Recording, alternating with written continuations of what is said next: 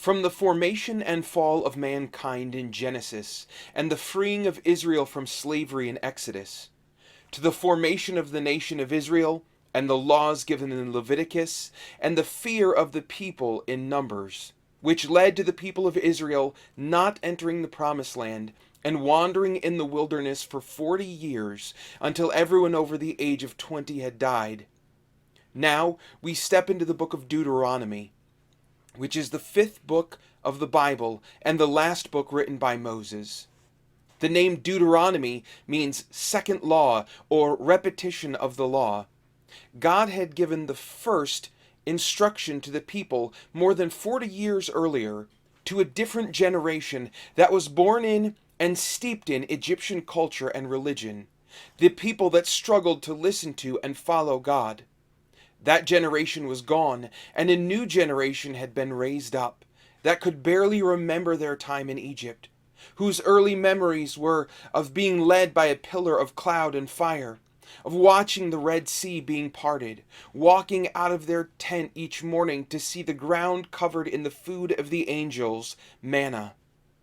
Now they are preparing to enter the promised land, into the place that God had promised to Abraham so many centuries earlier. So God gives them again the law to instruct them in the way that He has called them to live. Before God instructs them in the law, He spends the first 3 chapters of Deuteronomy reminding them of the rebellion of their ancestors, as well as the faithfulness and the mercy of God despite their sin. God is preparing the people to face both the challenges of war as well as the temptations of the Canaanite gods and the danger of settling for good enough. He reminds them of what He has already done for them, to drive them into what He still wanted to do for them. Then God begins to instruct them in the law of Moses. He reminds them of the 10 Commandments and of the ceremonial laws that He had given them in the book of Leviticus. It is noteworthy that when contrasting the 10 Commandments that are given in Exodus with Deuteronomy 5, the only difference is the justification given for remembering the Sabbath day. In Exodus, the Sabbath is justified by creation. In other words, because God had created the people, they should observe the Sabbath. In Deuteronomy, redemption is the justification given. Because God had redeemed His people, they should observe the Sabbath. From there, God continues on and gives the people additional instruction in both civil and social laws. The dynamic of the people was changing. They had simply been surviving in the wilderness. They would now be thriving in the promised land.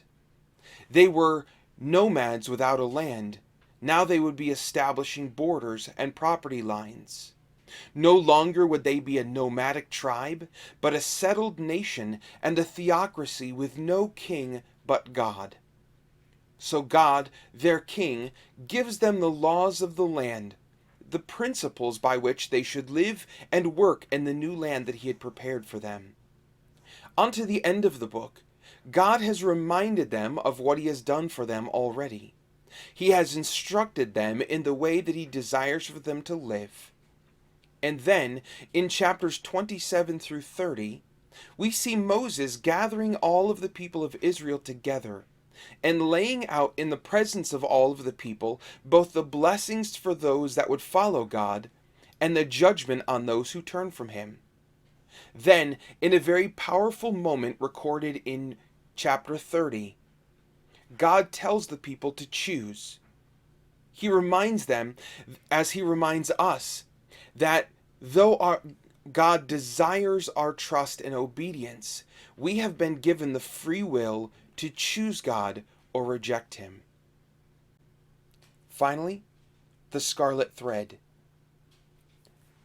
Deuteronomy 4:11 through 13 indicates that there were 3 forms of the commandments that were given: the spoken word, the first written word, which was broken by Moses when he left Mount Sinai and found the people worshiping a golden calf, and then the renewed written word, which was placed in the Holy of Holies under the mercy seat.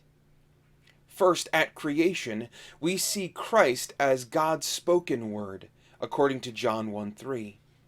Then we see Christ come as the visible Word of God, which was broken because of the sins of mankind, according to John 1:14. Finally, as we read in Ephesians 1:20, Christ was renewed, bringing redemption to all of God's people, and now is resting under the seat of mercy in heaven. Thanks for joining me for Through the Bible in 5 Minutes. I look forward to seeing you again next time.